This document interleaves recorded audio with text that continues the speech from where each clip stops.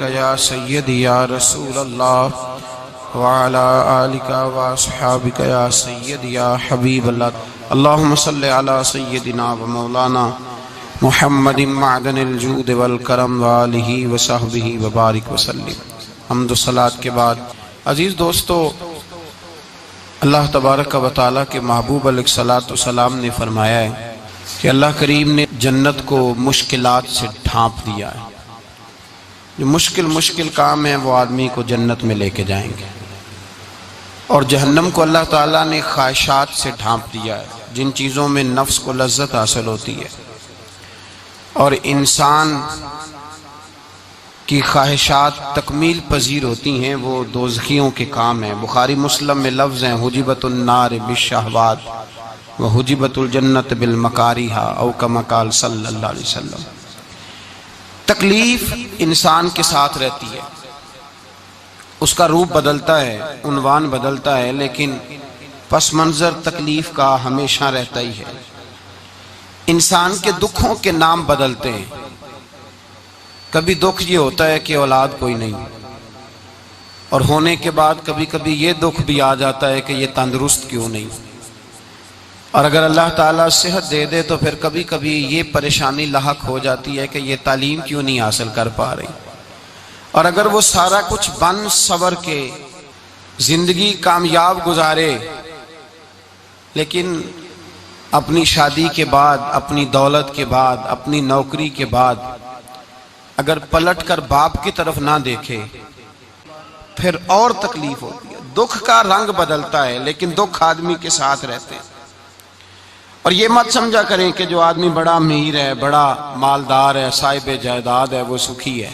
پلٹ کے کبھی پوچھیں تو صحیح اس سے، اس کے حالات کس طرح کے ہیں۔ تکلیف انسان کے ساتھ رہتی ہے۔ غریب شہر تو فاقوں سے مر گیا، لیکن امیر شہر نے ہیرے سے خودکشی کر لی۔ یہاں امیر غریب ہر آدمی تکلیف میں، لیکن اہل ایمان کو جو رب تعالیٰ نے حکم ارشاد فرمایا وہ بڑا پیارا ہے اور بڑا میٹھا ہے اور بڑا سمجھنے والا ہے۔ اللہ تبارک و تعالیٰ نے مشکلات ہر آدمی کے ساتھ، لیکن ایماندار کو، رسول اللہ صلی اللہ علیہ وسلم کے غلام کو، نبی پاک کے کلمہ پڑھنے والے کو جو رنگ عطا کیا ہے وہ بڑا منفرد ہے۔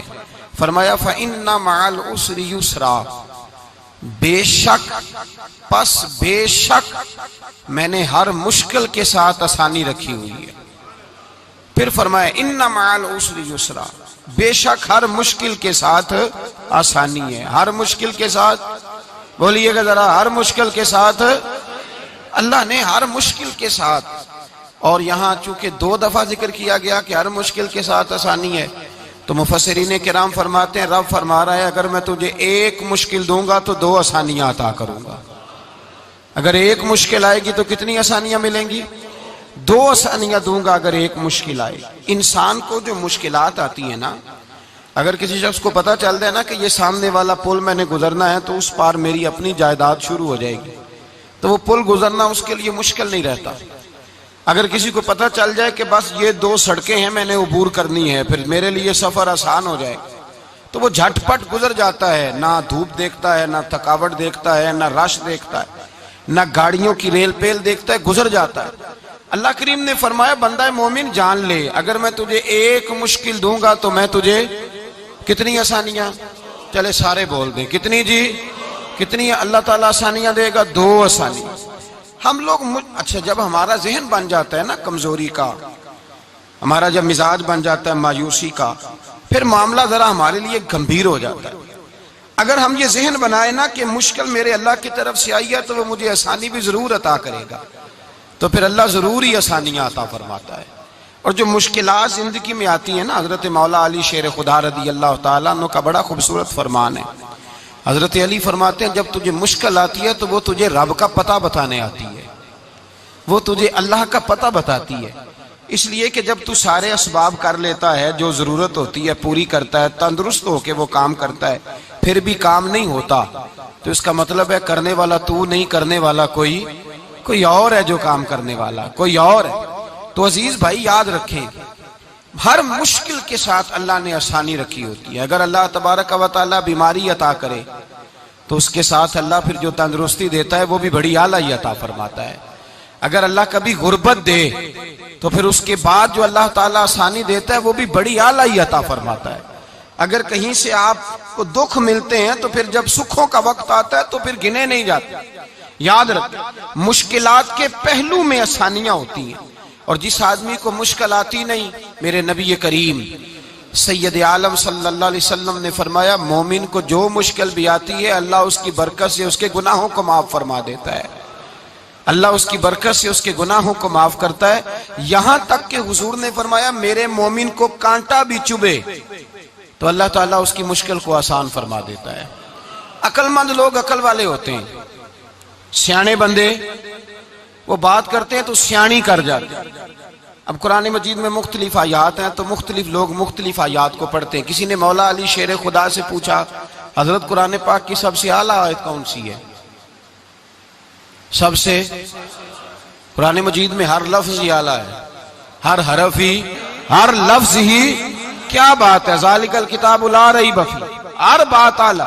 لیکن حضرت علی سے پوچھا کہ آپ کے نزدیک کون سی آیت اعلیٰ ہے؟ تو ذرا غور کرنا، شیر کی بات تو شیروں جیسی. مولا علی فرمانے لگے قرآن مجید میں اللہ فرماتا ہے وما اصابکم من مصیبت فبما کسبت ایدیکم، فرمایا تمہیں دنیا میں جو بھی مصیبت آتی ہے تمہارے ہاتھوں کے کرتوتوں کی وجہ سے آتی ہے. ویعفو عن کثیر، بہت ساری تو میں معاف کر دیتا ہوں. تو حضرت علی کہنے لگے یہ سب سے اعلیٰ آیت ہے میری نظر میں. لوگ کہنے لگے حضور ہم تو سمجھے تھے کہ شفاعت والی آیت کو آپ اعلیٰ کہیں گے، یا جو اللہ کہتا ہے لا تقنطوا من رحمت اللہ اس کو آپ اعلیٰ کہیں گے، تو آپ اس آیت کو اعلیٰ کہہ رہے ہیں کہ تمہیں جو تکلیف آتی ہے تمہاری اپنے ہاتھ کی کمائی کے سبب سے آتی ہے، اس کو آپ اعلیٰ کہہ رہے ہیں. تو حضرت علی رضی اللہ تعالیٰ عنہ فرمانے لگے میرے بھائیو ذرا غور کر کے اس آیت کو پڑھو. رب فرماتے ہیں تم جو غلط حرکت کرتے ہو اس کی سزا دنیا میں تمہیں کسی مشکل میں ڈال دیتا ہوں اور بہت ساری ویسے ہی معاف کر دیتا ہوں. فرمایا رب کہہ رہے ہیں میں تمہیں دنیا میں مشکل میں ڈال کے معاف کرتا ہوں. آپ فرمانے لگے میرا رب ایک جرم کی سزا 2 دفعہ نہیں دے گا، جسے دنیا میں سزا دے گا پھر قیامت میں بے حساب ہی معافی عطا فرمائے گا. پھر قیامت کے دن اللہ اسے دوبارہ سزا، یہ اس کے قانون رحمت کے خلاف ہے. یہ غور سے بات سنیں، یہ اس کے قانون رحمت کے خلاف کہ اللہ تبارک و تعالیٰ 2 دفعہ سزا دے. تو اگر اس نے دنیا میں سزا دے لی تو اس کا مطلب ہے قیامت میں دوبارہ سزا. تو یہ سب سے اعلیٰ ہے. مصطفیٰ کریم علیہ السلام نے فرمایا مومن کو کانٹا بھی چبھتا ہے نا، کانٹا بھی. 2 بزرگ بیٹھے تھے، ایک حضرت احمد رحمت اللہ علیہ اور ایک حضرت شرف الدین منیری رحمت اللہ علیہ. تو حضرت شرف الدین منیری کہنے لگے کہ دوست اصل میں وہ ہوتا ہے جو دوست کی طرف سے آنے والی تکلیف پر صبر کرے. جو اللہ کی طرف سے آنے والی تکلیف پہ صبر کرے وہ اللہ کا محبوب ہوتا ہے. تو حضرت احمد فرمانے لگے نہیں مجھے تیری بات کی سمجھ کوئی نہیں آئی. صبر کرے وہ اللہ کا دوست ہے، مصیبت پہ صبر کرے. تو کہا جناب پھر اگر نہیں سمجھ آئی تو آپ بتا دیں اللہ کا دوست کون ہے. تو آپ فرمانے لگے جو محبوب کی طرف سے آنے والی مصیبت کو اس کا تحفہ سمجھ کے قبول کرے وہ اصل دوست ہوتا ہے. اس کا تحفہ سمجھ کے قبول کرے، اپنے رب کا تحفہ سمجھے، مالک کا تحفہ سمجھے کہ اس نے مجھے تحفہ دیا ہے، مجھے کسی مشکل میں ڈالا ہے. تو رب کریم بلا مثال و بلا تشبیہ سمجھانے کے لیے اللہ جب کسی کو مشکل میں ڈالتا ہے، کافروں کو تو اس نے موجیں کرائی ہوئی ہیں، بڑی بڑی سہولتیں دی ہوئی ہیں، مشکل میں ڈب بھی ڈالتا ہے، اپنے نیک بندوں کو ہی ڈالتا ہے. نمرود اور فرعون کے پیروں میں کانٹا بھی نہیں چبھتا تھا، ان کو تکلیف نہیں آتی. تکلیف کسے آتی تھی؟ اللہ کے نیک بندوں کو تکلیف آتی تھی. حضرت رابعہ بصریہ جب تک زندہ رہی تب تک بیمار رہی. جس دن طبیعت ٹھیک ہوتی تو کہتی اے اللہ تو کہیں مجھ سے ناراض تو نہیں ہو گیا، تو کہیں ناراض تو نہیں مولا جب تو مجھے تکلیف دیتا ہے تو میں رو کے تیری عبادت کرتی ہوں، جب مجھے دکھ ہوتے ہیں تو میں سجدے میں تڑپتی ہوں، اور خدا بندہ اب تو میں سکھی ہوں، موج میں ہوں، مجھے رونا ہی نہیں آ رہا. تو خدا بندہ تو کہیں ناراض تو نہیں ہو گیا مجھ سے؟ دکھ تو اچھے ہوتے ہیں، دکھ تو پیارے ہوتے ہیں، اور دکھوں کے بعد جو اللہ آسانی دیتا ہے اس آسانی کا پھر کیا ہی کہنا. اس حضرت ایوب علی نبینا علیہ الصلوۃ والسلام بیمار رہے، 60 سال اللہ نے تندرستی دی. کتنے سال بولے؟ 60 سال. غور کرنا بات پر، 60 سال علیل رہے. پھر بیمار ہو گئے، 18 سال ہو گئے بیمار ہوئے۔ زوجہ کہنے لگی دعا کر لیں آپ کو اللہ صحت دے دے۔ ہمیں اگر کوئی بندہ پوچھ لینا کہ بھائی کبھی کوئی خاص بات تو سناؤ، تو ہم جو ساری زندگی سکھ کے ساتھ سوئے ہوتے ہیں وہ بات نہیں سناتے، وہ جو ایک رات درد سے نیند نہیں آتی اس رات کا قصہ سناتے ہیں، کہتے ہیں وہ میرے الٹے دانت میں درد تھا تو میں ساری رات سو نہیں سکا۔ او بھائی جو ساری زندگی سویا ہے اس کا تو ذکر نہیں کر رہا، اور ایک رات جو تجھے نیند نہیں آ رہی۔ کسی سے پوچھا جائے، ڈاکٹر کہتے ہیں 360 ہڈیاں ہوتی ہیں وجود میں، کسی سے پوچھا جائے نا تیرا کیا حال ہے تو 359 ہڈیوں کا ذکر نہیں کرتا، جس گھٹنے میں درد ہے اس کا ذکر کرتا ہے، کہتا ہے یہ گھٹنے میں بڑی درد ہے۔ او بھائی باقی 359 ٹھیک ہے نا، ان کی بھی تو کوئی بات سنانا۔ حضرت رابعہ بصریہ رحمت اللہ علیہا کے پڑوس میں ایک نوجوان رہتا تھا، آپ کے پڑوس میں، تو وہ جب جو محلے میں بچے رہتے ہیں نا گاؤں میں ان کا پتہ ہوتا ہے، پڑوسی تھا تو 34-35 سال نوجوان کی عمر ہو گئی، کبھی بیمار نہیں ہوا۔ ایک دن اس کی طبیعت علیل ہوئی، سر میں درد ہوا تو اس نے پٹی باندھ لی سرخ رنگ کی، باہر نکل کے آیا، حضرت رابعہ بصریہ علیہ رحمہ نے دیکھا تو فرمانے لگے بیٹے خیر ہے؟ لگا جی اماں جی سر میں بڑی درد ہے۔ آپ فرمانے لگے کتنی عمر ہو گئی؟ کہنے لگا 34-35 سال۔ فرمانے لگے پہلے تو کبھی درد نہیں نہ ہوئی؟ کہا نہیں اماں جی آج ہی ہوئی ہے۔ تو آپ فرمانے لگے 34 سال اللہ نے صحت دی ہے، تو نے شکر کی ایک پٹی بھی نہیں باندھی، اور آج درد ہوئی ہے تو شکوے کی پٹی تو نے فوراً ہی باندھ لی ہے، کوئی شکر کی پٹی بھی باندھنی چاہیے۔ حضرت ایوب 18 سال بیمار رہے، زوجہ کہنے لگی دعا کر لو، تو آپ فرمانے لگے بی بی سے کہ صحت کتنی دیر رہی؟ اس نے کہا 60 سال۔ تو آپ فرمانے لگے ذرا بیماری کو بھی 60 سال گزر لینے دو پھر دعا بھی کر لیں گے۔ یہ دعا کی اللہ، یہ لفظ کہے اللہ نے صحت دے دی، تندرستی آ گئی۔ ایک دن گھر میں بیٹھے بیٹھے زوجہ کہنے لگی کہ ایوب یہ بتاؤ دکھ اچھے کہ سکھ؟ آپ فرمانے لگے سارے دن ہی اللہ کے ہیں پر دکھ بڑے اچھے تھے، مجھ سے پوچھو تو دکھ بڑے اچھے تھے۔ کہا کس طرح؟ تو حضرت ایوب فرمانے لگے جب میں بیمار تھا تو 24 گھنٹے میں ایک دفعہ میرا رب میرا حال پوچھا کرتا تھا، ایک دفعہ میرا اللہ پوچھتا تھا ایوب تیرا حال کیا ہے؟ فرماتے ہیں 12 گھنٹے تو لذت ہی رہتی تھی کہ میرے رب نے میرا حال پوچھ لیا ہے، اور اگلے 12 گھنٹے میں انتظار کرتا تھا مالک حال دوبارہ کب پوچھے گا۔ فرمانے لگے اب صحت تو ہو گئی ہے پر اب میرا رب میرا حال تو نہیں نہ پوچھتا۔ بھائی مشکلات جو ہوتی ہیں وہ تو تجھے سجا دیتی ہیں، سوار دیتی ہیں، تجھے یاد آتا ہے کوئی اپنا، جب تجھے درد ہوتی ہے نا تکلیف ہوتی ہے پھر تیرا دل کرتا ہے کوئی کندھا ملے جہاں میں سر رکھ کے رہوں۔ پھر اسی لیے تو کسی درویش سے کسی نے پوچھا تھا اپنا کون ہوتا ہے؟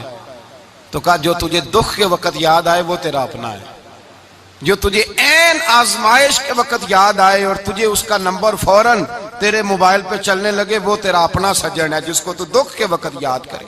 تو بھائی مشکلات کے بعد جو اللہ آسانی دیتا ہے، حضرت ابراہیم کو آگ میں بھی پھینکا گیا، حضرت ابراہیم علیہ السلام کو ستایا بھی گیا، نکالا بھی گیا، لیکن جب ان مشکلات سے گزرے تو میرا رب فرماتا ہے وَإِذِ ابْتَلَىٰ إِبْرَاهِيمَ رَبُّهُ بِكَلِمَاتٍ فَأَتَمَّهُنَّ قَالَ إِنِّي جَاعِلُكَ لِلنَّاسِ إِمَامًا۔ کہا جب ابراہیم پورے اترے تو پھر ہم نے انہیں امام بنا دیا۔ یا اللہ کس طرح کی امامت دی؟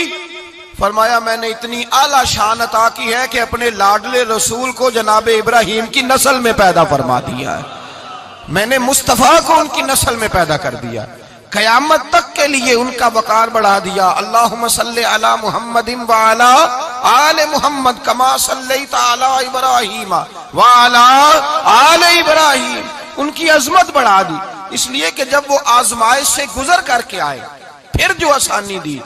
میرے نبی پاک صلی اللہ علیہ وسلم نے دین ابراہیمی کی بہت ساری چیزوں کو رکھا، کہا میں ملت ابراہیمی پہ ہوں۔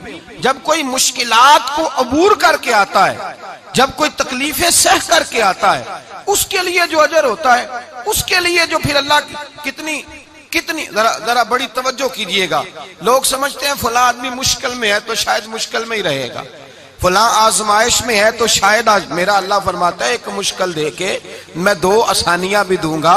تم مشکل دیکھ رہے ہو، مشکل نہ دیکھو، وہ جو اس کو بعد میں آسانی آنے والی ہے، اور ڈبل جو میں اس پر نعمت کرنے والا ہوں اس کو دیکھو۔ حضرت